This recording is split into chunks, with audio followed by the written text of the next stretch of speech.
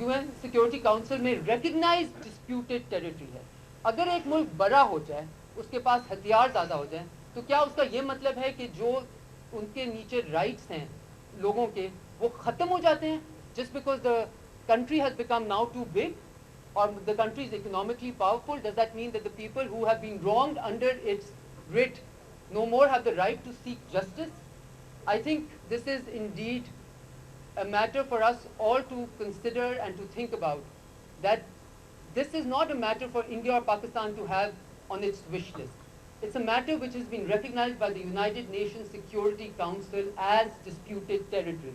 And until it is solved, no matter what nomenclature we use, this will remain a dispute ready to be resolved, waiting to be resolved, until and unless we all put our pressure, our full diplomatic, peaceful pressure. And मेरे नज़र में इसलिए ये walk अहम है।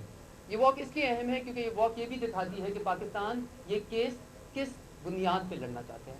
पाकिस्तान ये case हक के बुनियाद पे, लीगल मीन्स के बुनियाद पे, इंटरनेशनल लॉ की बुनियाद पे, यूनाइटेड नेशन सिक्योरिटी काउंसिल की बुनियाद पे, यूएन चार्टर के बुनियाद पे, यूएन कन्वेंशन की बुनियाद पे ये केस एक स्ट्रॉन्ग तरीन केस है।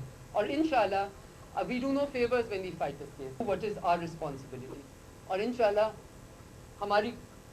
हमें नज़र आ रहा है कि एक अवेयरनेस, एक री-अवेयरनेस कश्मीरों के हक की दुनिया के स्टेज पे नज़र आ रही है। और इंशाल्लाह hopefully we will see it.